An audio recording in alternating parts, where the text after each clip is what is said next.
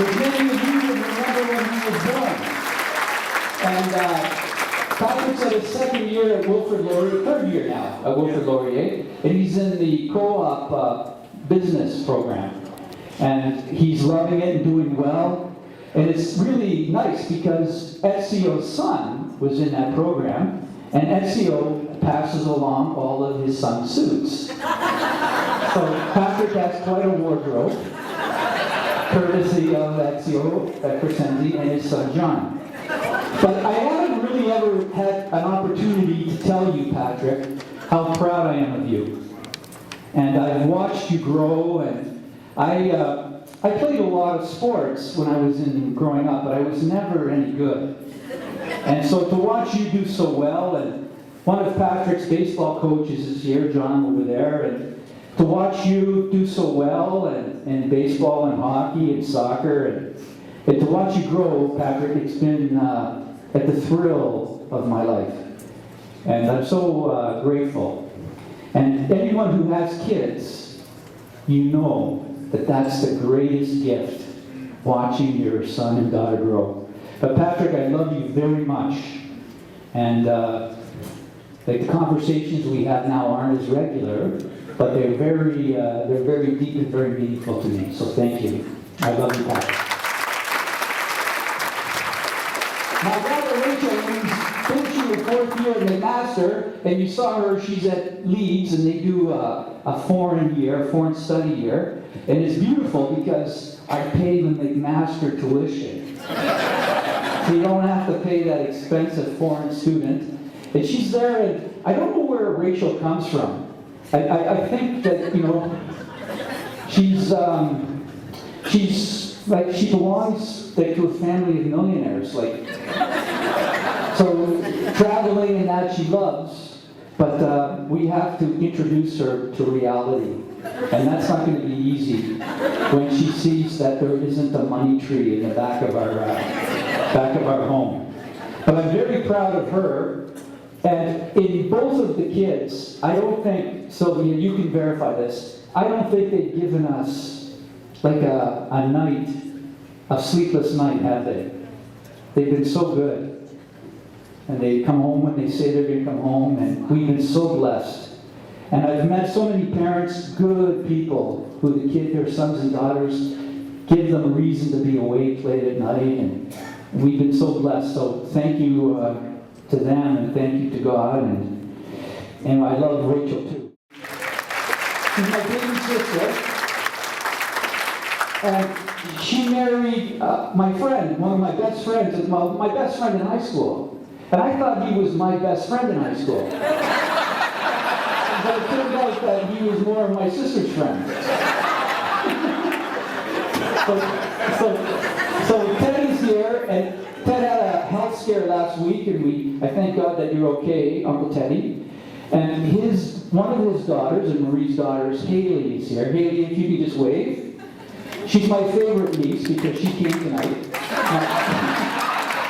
My other two nieces didn't come because they have newborn babies, but Haley, you're here, and you're the best, and I love you. And her friend Tom wins the award for coming the furthest to be here tonight. Tom is here from, could I say Newcastle? Is it the Midlands in the UK? Yeah. So Tom is from Newcastle in the UK. And Tom is going to provoke a big fight at the end of the party, as is the custom with the hooligan British.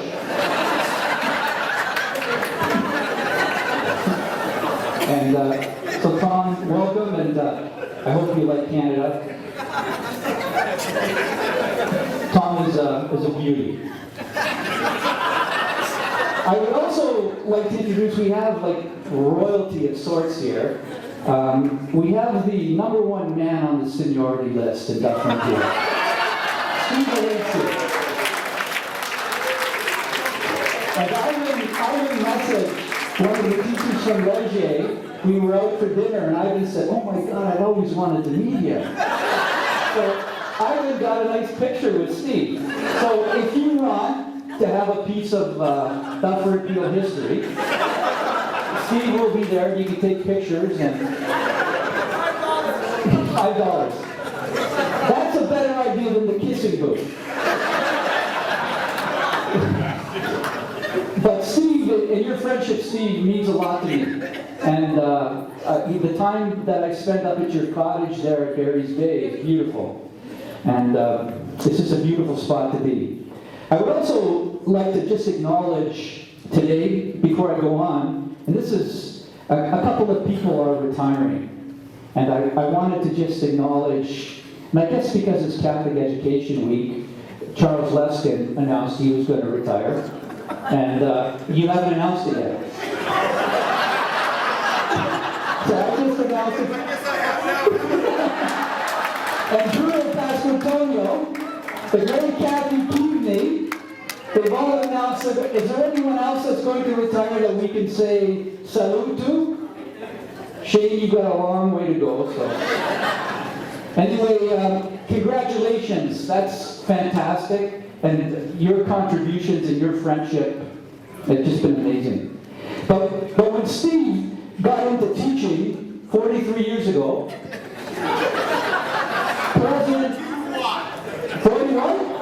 President Nixon was the President of the United States. And what was wonderful was Steve said to me in a moment of great clarity, he said, you know, Brian, in 41 years, I've only been to OFSA once. And that was to suggest, I think he was trying to say that it's hard to get to OFSA. I'm so happy to see Bruno and Eureka here too. And Bruno is a trustee from the south of Mississauga, a trustee for a long time, and Bruno and his kids all went to St. Paul. But what I love about Bruno was, when he heard I was going to up to Cardinal Leger, Bruno came down to see me at Dr. Simone's, and he said, Brian, are you going to be okay? Like, is everything okay? And I said, yeah, Bruno, I'm going to be okay. I'm going to a good spot. I'm going to be in a great spot. And Bruno said, great. And I also, like, Bruno, I know you and I, we didn't know each other, but we used to hang out at the same discos back in the 70s. So we have like a kindred spirit. I've worked for some amazing principals. I worked with Ezio, who has that combination of the spirit of Father Tobin, great Catholic chaplain, and a touch of Tony Soprano. I've worked with Alex, who has the Salesian spirit. Father Jeff Code and the Don Bosco, the Salesians, like Ezio, or Alex grew as a young teacher in that milieu. And then I'm with Leanne now, and Leanne, like, she just radiates the same love and concern that Lauren Howcroft had. And I worked with Paul. And Paul had that socialist, that communist, make the rich pay spirit. From Ezio, though, I really learned that you could dream and you could think big, and that schools could be exciting places. And I owe Ezio some thanks because he hosted my bachelor party at a bar called Easy Pete's in Niagara Falls, New York. And we went down and we spent the evening having chicken wings and drinking beer, and when I woke up, I was sharing a room with Maureen Urin. So you know Maureen Urin, she's a good friend, and Art Webb. So somehow we had found our way to this Thundering Waters Motel. But the beautiful thing of Easy Pete's was, the owner of the bar, his name was Gonzo. And Gonzo would get so drunk that he would pass out and leave. So at one point I remember that I was the bartender. And I was pouring pitchers of beer, and I was getting beers and shots, and just pouring, and there was no money changing hands. So after Art and Marie and we woke up from the Thundering Waters, we went back to Easy Pete's for our breakfast beers. And it's hard to, the fun that we would have in those days. You could do staff events. I have even heard that that long before I got into the education, that teachers would have so much fun. They bring beer into the school on a Thursday or Friday night, and they play volleyball and they talk. There was real community. And now you just can't do that anymore. And it's really hard. Just try telling that to the public, right? I also, as a result of working with Ezio, I got to meet Mother Teresa. And that's the good part. The bad part is I got to meet Mother Teresa with Don Mullen. So it's like the yin and the yang. So it was an unbelievable event. I have many stories from the encounter, but the greatest part of the event was walking through Harlem in the early 1990s. Now it's quite beautiful, but in the early 1990s it was pretty rough. And no cabs would go into Harlem. So I was walking with Don Mullen, and he had this long cashmere coat that went down to his ankles. He looked like the, and I was afraid for my life. Thanks to Ezio, I got to participate in a cow patty bingo. And the cow patty bingo was a rip-roaring success. Joe Abroscaro won the bingo, which is good for trivia. But prior to the bingo, someone in the community who was of the Hindu faith, he caught wind that we were going to exploit this cow. So, of course, the Humane Society got involved in the police. So we could have the cow patty bingo, but no one could watch. Because the cow would be stressed out with all these people cheering. So I said, Joe, I was the only one who could watch. And Joe Abroscaro won, but really, I really didn't pay attention to where the cow plopped. But it took a while for old Betsy to do her work. From old Philip Pocock, and it was old St. Joe's for a while, we got to walk over as a school, and when I think back to how much fun it was, and we spelled the letters SFX, and they were spelled so perfectly, because Pat Di he went out and staked the field. And if you know Pat Di Mr. Di everything that guy does is just perfect. And when I think back now, I can even picture the photo of the staff. Like, that's Finamore Field now. That's, to me, that's so special. And now, as for Alex, Alex is so caring. And Alex, the attention to detail of Alex Cucciaroni, everybody's birthday, anniversaries, all of these things were special. And he always had time for an espresso and a sambuca. But even people like the courier to the school, he would come. And I don't know if you remember Cecil.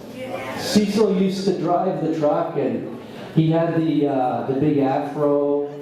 And Alex would have a cake on his birthday, and we would all go in and we would have a coffee and talk. Alex, I think the proudest I ever saw Alex, though, was the day that the girls' hockey team took the ice. He was so happy. Kylie Richardson, I don't know if Kylie's here, but Kylie iced the hockey team, and 3 or 4 of the girls had never been on skates before. And it was just so much fun to see these girls in the true spirit of sports and what athletics should be. And then Alex, because his daughter was very involved in the ballet, Alex rented the Living Arts Center a few times. And we had just spectacular events with people. And I remember little Megan, who's here, bringing the little karate kids up to the stage and doing karate. It was just wonderful events. And Alex, your attention and just the care that you had, and everyone was so important to you. Your door was always open and people would go in. Ezio's door was always open too, but not too many people would go in.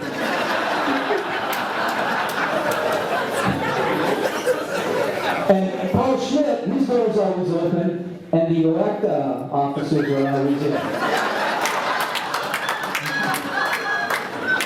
Paul Schmidt, what a friend. Paul Schmidt, the great qualities, like all of them have the organization and the leadership qualities, but when I think of Paul, I think of like a real eclectic guy, an eclectic reader. He likes to read, follow, like, doesn't really specialize in one area. He likes everything.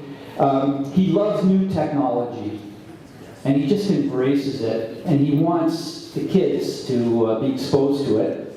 And Paul is so committed to the environment. And a couple of times, he even rode his bike from Toronto to St. Paul's School, just to kind of set an example for the kids. And it also gave him an opportunity to wear his Lululemon bicycle. He was to himself in the third person. Mr. Schmidt's not going to stand for this like shit. That's another penthouse stuff. Mr. Schmidt has had enough. Now, I'm presently working with Leanne O'Leary. And Leanne O'Leary, like, first of all, Leanne, you've got great taste in hiring chaplains. Thank you for hiring me. I just wanted, Leanne has a laser-like focus to focus in on a situation and really analyze it and know what the problem is. And whenever I'm with her, I'm always thinking, she's thinking I'm the problem. But collegiality, like, she honestly wants that, she's told me this, she wants to have a staff meeting or a department heads meeting where people argue and exchange ideas. She really wants that. She wants to encourage people to speak up and well, that's so unlike Ezio. I think in all the years, the only person who ever stood up to Ezio was Charles. And look where that got. I remember the bookless library. Ezio was predicting that in 1990. The bookless library, and Charles and Ezio went at it. We have bookless libraries now, Charles. But man, your greatest talent is your ability to recruit kids for the morning masses. We have a morning mass every Wednesday morning at the school, and the chapel's always full, and I thought, wow, Finamore, you're doing a good job there. But it's Leanne going through the hallways, saying to the kids, good morning, why don't you come to Mass? So the kids can't say no to the principal. The chapel's full, but now the kids kind of look at Leanne like she's an Amway salesman. And they see her coming, they go the other way. But Leanne, your care and your concern, I'm so grateful. And you know, everyone here mostly, I would assume, are Xavier people. I would just like you to, first of all, I'd like you to see the Leger. With the Leger staff that are here, could you stand up just so that they can see you and say, everybody say hello to the Leger. This is my new family now. Thank you. Spot for a Finny who's going downhill. Like, it's a good spot for me. Like, they really take care of me, and Jesus has put me in a spot that's just wonderful. I would like to, so thank you. I would also like the St. Paul staff that are here, and students. There's some St. Paul students here. If you guys could stand up. Xavier, I want you to say hi to St. Paul. Great school. Just a great school. Look at this. Look at the kids. It's a great school. It's going through a tough time with declining enrollment, but that's changing because I think the school's going to be repurposed. And it's a beautiful school down in South Mississauga. And it will, when the kids come back, it's going to be great. And be proud of St. Paul. And they have the coolest cheer. It's STP. What? That's the school chair. And if you say it quickly, and if you're with older people, they think you said STD, right? So it's a great cheer, something to be proud of.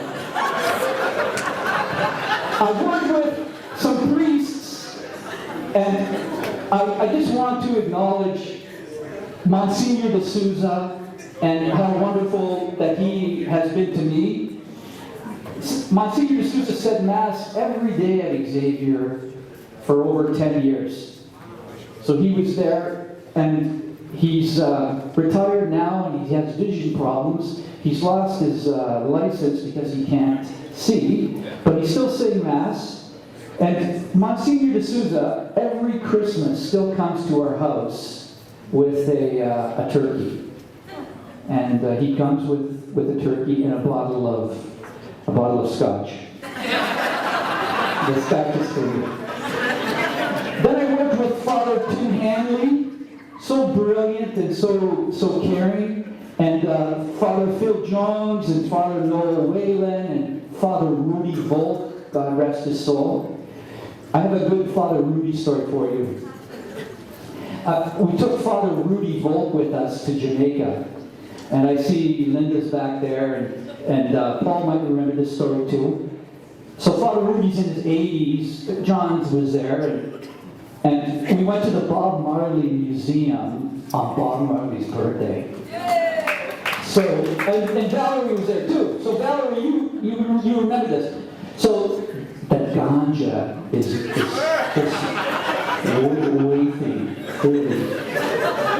And the Rastafarians, who would have been contemporaries of Bob Marley, they got the drums and they got the shakers and the dreads, and it's just beautiful, so colorful. And I'm amazed, like Bob Marley would have been 73 this year. Like he's only 73 if he was still alive. Like what a contribution he made. So there's Father Rudy, this 83, 84-year-old German priest. And one of the Rasta men said to me, "Hey man, who's the white guy? The white old guy?" And so Father Rudy's got the Birkenstocks on, and I said, "He is the president of the Canadian Bob Marley fan club." No man. So I said, "Yes." And Father Rudy's going, what? And I'm pushing him.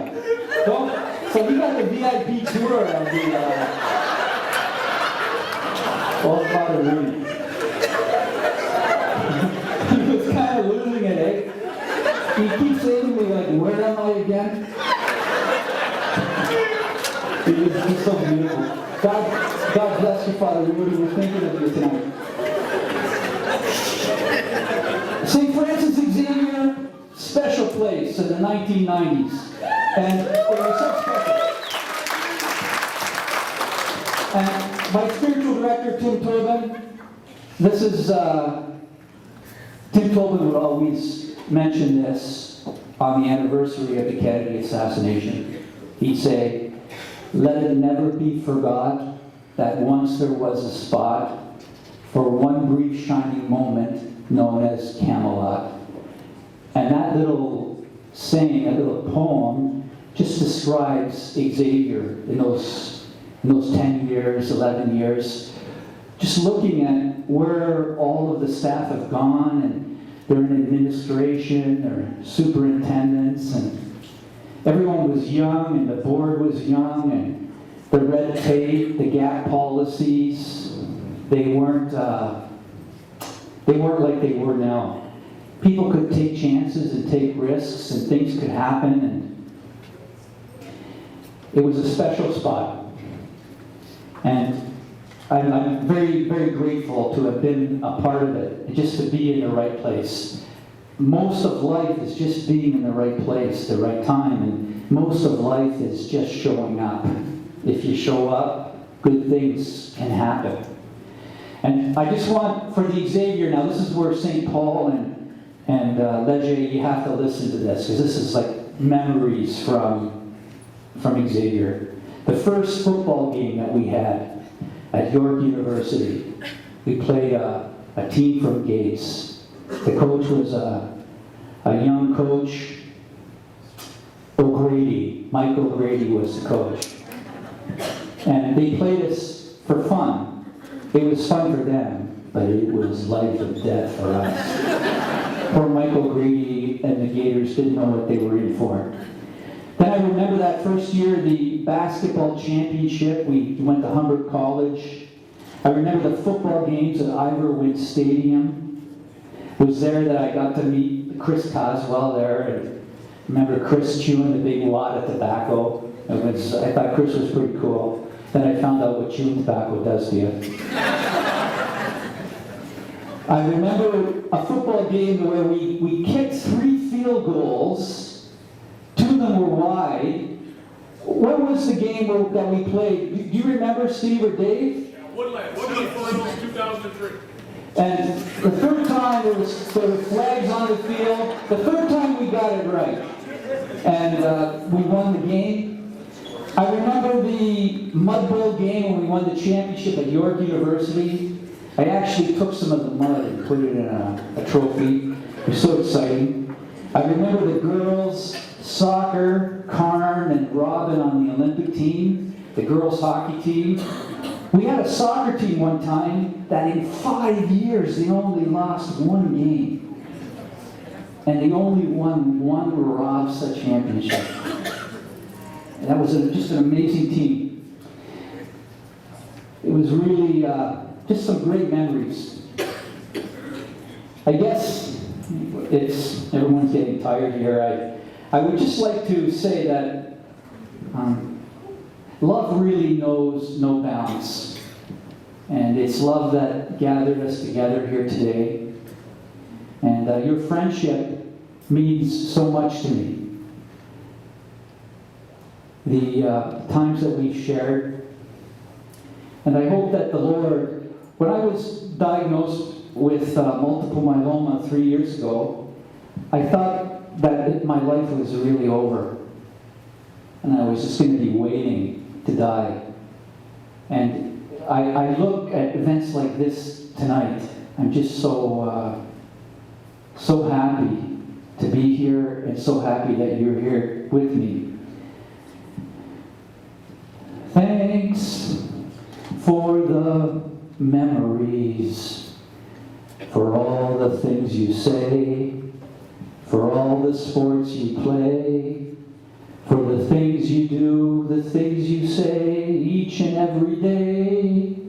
I thank you so much. Thanks for the memories. Everywhere you go, there's one thing you should know, that Jesus loves us all, from Joe Zappia to Joe Abrascato. We thank you so much. Thanks for the memories. The years have gone so fast, the memories will last. The times we've shared are sacred, and life has really been a blast. I love you so